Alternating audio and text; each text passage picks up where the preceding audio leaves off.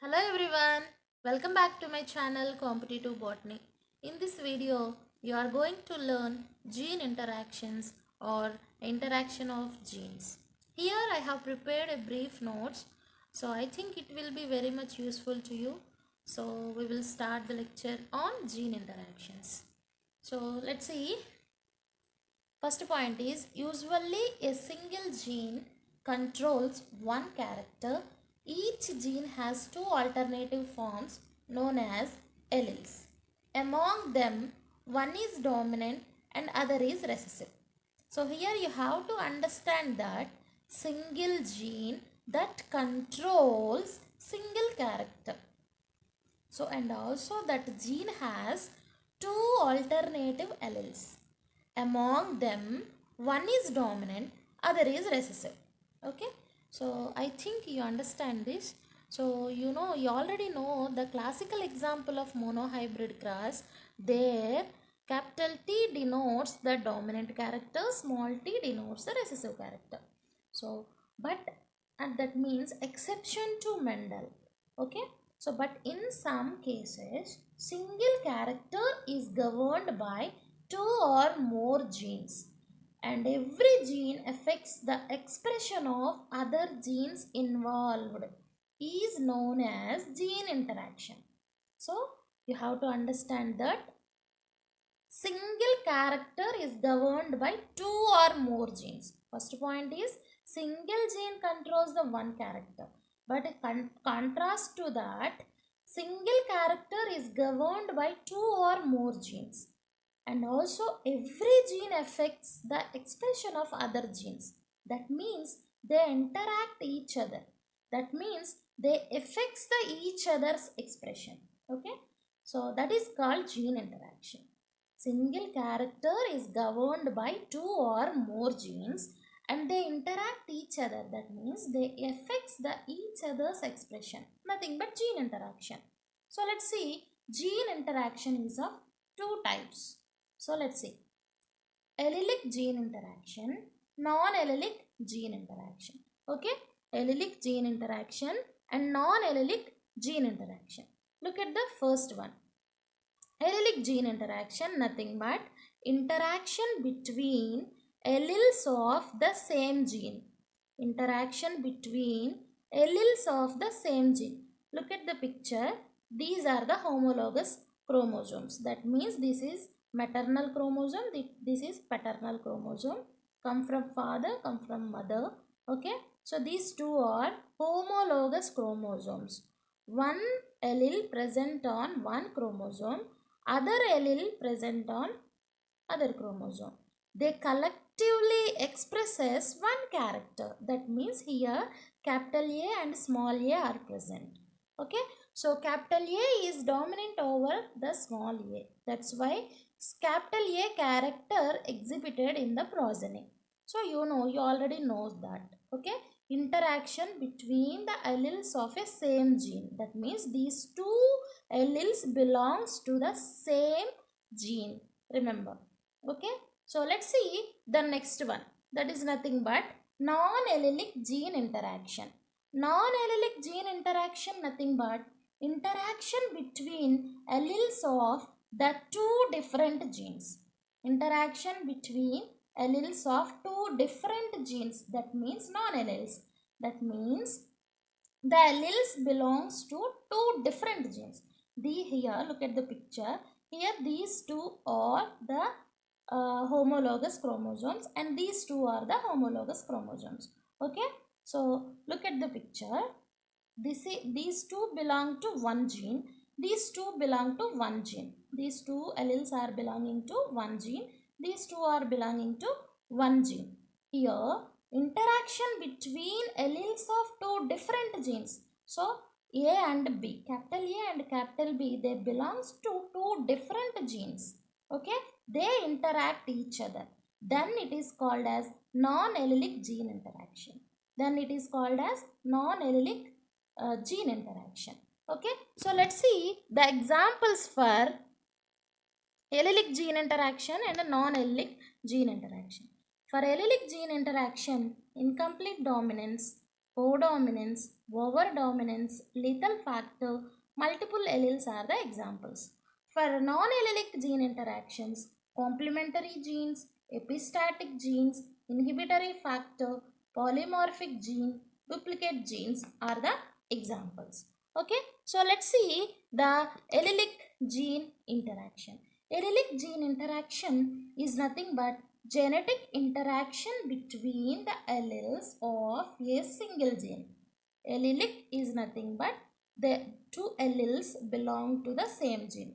Genetic interaction between the two alleles, they belong to same gene. That is referred as allelic gene interaction or intra-allelic gene interaction.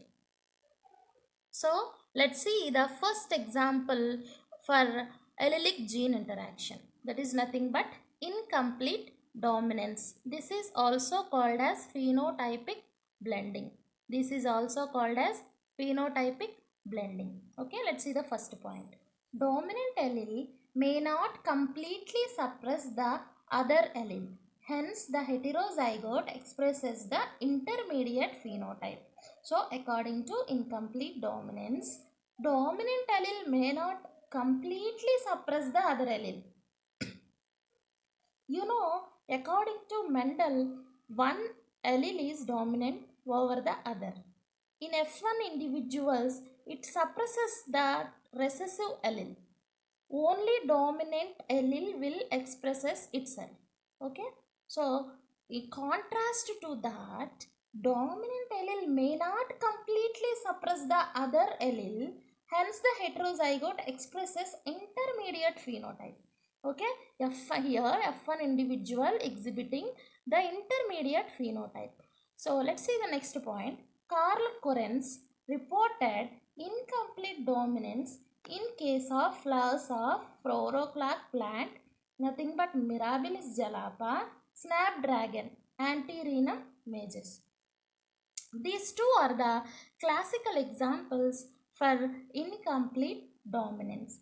When pure breed red flowered plant is crossed with a pure breed white flowered plant, F1 individual is heterozygote. You know that. That is expressing the intermediate phenotype such as pink color. Okay, it is exhibiting the intermediate phenotype, nothing but pink color. So this is the classical example for incomplete dominance. For example, I am telling according to this law, according to law of dominance proposed by Mendel, the heterozygote express only one allele. Okay, so in F1 individual, the heterozygote expresses only one allele. Even though it is having two alleles, it will express only one, and it masks the other allele due to its dominant nature. So look at the picture carefully. When capital A is crossed with capital B, okay, so gametes will come small capital A, capital B. Actually, F1 is the heterozygote. According to law of dominance proposed by Mendel, it should express any one of the alleles because one is dominant over the other. It should express either A or B. But contrast to that, here it is exhibiting the intermediate phenotype. Okay, here it is exhibiting the intermediate phenotype. Let's see. That means these two genes are equally potent. That means these two genes are equally potent. There is no dominant recessive relationship. Okay, there is no dominant and recessive relationship as Mendel said. So when the individual is in heterozygous condition, it expresses the intermediate phenotype. That's why when pure breed red flowered plant crossed with the white flowered plant, F1 heterozygote expressing the intermediate phenotype nothing but pink colored flowers. Look at the another point. Flower color in Mirabilis jalapa is a classical example for incomplete dominance. when red flowered plant is crossed with a white flowered plant, F1 heterozygote showing pink flowered phenotype. That is nothing but intermediate phenotype. You have to remember this. Okay, that means gene for red color could not completely dominate the gene for white color. Hence it is called as incomplete dominance. Okay, it could not suppress the other allele. Dominant allele could not suppress the other allele completely. That's why it is nothing but incomplete dominance. So F1 does not resemble the anyone. F1 hybrid does not resemble any one of the parent. Okay. Next point. When F1 hybrids allowed to self-pollination, generally F1 hybrids always allowed to self-pollination to get F2 progeny. Red flowered, pink flowered, white flowered plants obtained in the ratio of 1:2:1 respectively. Okay. So let's see the classical example for incomplete dominance. Look at the picture carefully.